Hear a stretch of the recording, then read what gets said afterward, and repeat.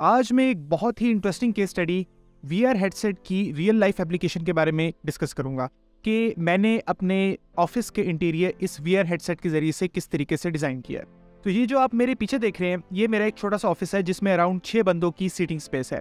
हमें इसके साथ एक बड़ा कमरा अलॉट हुआ और अब हमने अपने ऑफिस को वहाँ पे शिफ्ट करना था। शिफ्ट से मुराद हमने वहाँ पे उसको एक्सटेंड करना था। अब हमारे जहन में बहुत सारे सवालात थे। हमारे पास जो सवाल थे वो ये थे कि इस कमरे से कौन सी चीज़ें उठा के हमने दूसरे कमरे में लेके जानी है, और दूसरा ये कि हमें कौन सा नया फर्नीचर चाहिए होगा। वो कमरा ऑलमोस्ट इससे डबल है, लेकिन हमें कोई ऐसी अरेंजमेंट समझ आ रही थी कि हम अपनी सिटिंग स्पेस को 8 से ज़्यादा बढ़ा सकें।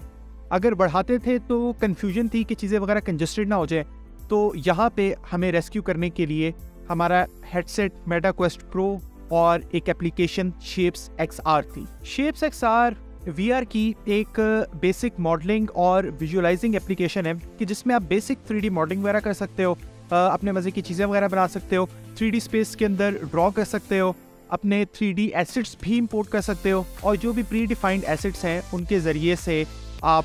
कोई भी अरेंजमेंट वगैरह बना सकते हो।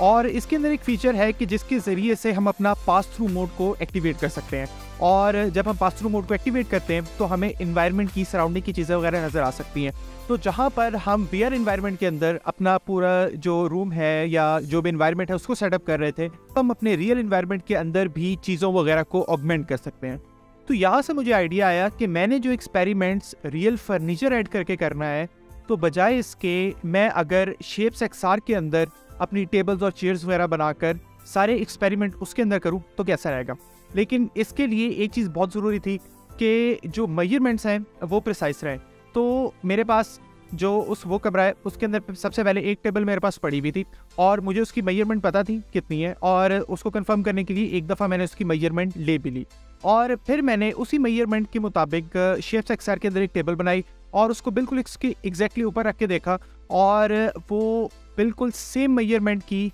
जो कि मैंने शेप्स XR के अंदर बनाई थी, वो रियल जो मेरी टेबल थी उसके ऊपर एग्जैक्टली उसी तरीके से इम्बेड हो रही थी। तो यहाँ से मेरा प्रूफ ऑफ कॉन्सेप्ट था कि अगर मैं इस मेजरमेंट के साथ जो भी चीज़ें वगैरह बनाऊंगा और मैं वहाँ पे प्लेस करूँगा तो एग्जैक्टली वो वैसी ही लगेंगी कि जब वो वाला फर्नीचर नया बन के आएगा। तो सबसे पहले यहाँ पे जो मेरे पास टेबल्स वगैरह थी, मैंने इसकी मेजरमेंट वगैरह लेके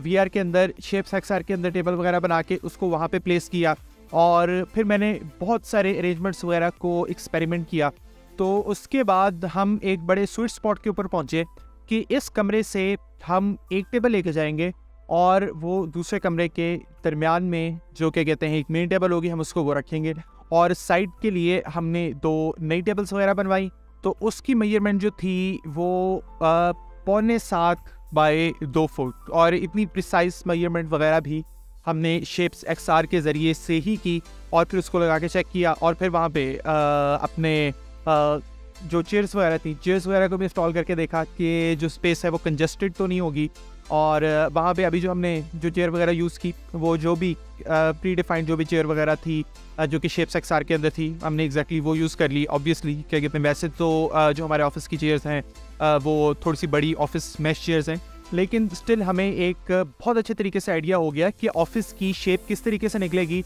और जो सिटिंग अरेंजमेंट है वो कंजस्टेड है या नहीं है। तो इस तरीके से हमने एक परफेक्ट कॉम्बिनेशन ढूंढ लिया जिसके ज़रिए से हमारा जो नया रूम है उसकी सिटिंग स्पेस भी अराउंड 12 तक हमारे से अचीव हो गई, और वो भी जो 12 की भी जो सिटिंग स्पेस है वो अगर हम खुले डुले होकर बैठें तो हम 12 बंदे वहाँ पर आ सकते हैं। और साथ में यहाँ पर भी एक टेबल रह गई जिसकी वजह से मेरा स्टूडियो का जो सेटअप है वो भी बहुत ज़्यादा डिस्टर्ब नहीं होगा, और जो अरेंजमेंट है वो ये रहेगा। तो यानी एक कमरे में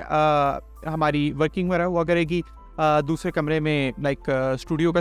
सेटअप होगा, और मे भी शायद क्या कहते हैं हम गेमिंग्स वगैरह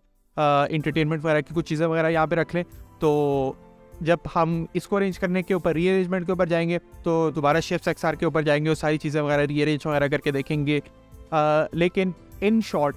अगर आपके पास कोई भी हेडसेट है, बेशक ऑकुलस क्वेस्ट 2 है या क्वेस्ट प्रो है, क्वेस्ट प्रो के ऊपर पास थ्रू ऑब्वियसली अच्छा होता है, लेकिन क्वेस्ट 2 के ऊपर भी ये वर्क करता है। बेशक ग्रे सेल की स्केल के अंदर वर्क कर रहा होता है और रेजोल्यूशन उसकी कम होती है, लेकिन स्टिल आप उसको ट्राई कर सकते हैं। और जब भी आपने एक नया सिटिंग अरेंजमेंट वगैरह बनाना हो, उसके लिए ये एक बहुत ही परफेक्ट चीज़ है, क्योंकि बजाय इसके कि आप पहले पैसे खर्च कर लो और फिर उसके बाद आपको जाके पता चले कि यार ये वाली चीज़ यहाँ पर सूट नहीं कर रही, तो उससे बेहतर है कि पहले आप उसको VR के अंदर डिज़ाइन करो, वहाँ पे पूरा एक्सपेरिमेंट वगैरह करके देखो कि ये वाली चीज़ें वगैरह किस तरीके से लग रही हैं, और फिर आप फर्नीचर के लिए ऑर्डर दो और फिर नया जो ऑर्डर है उसको प्लेस करो।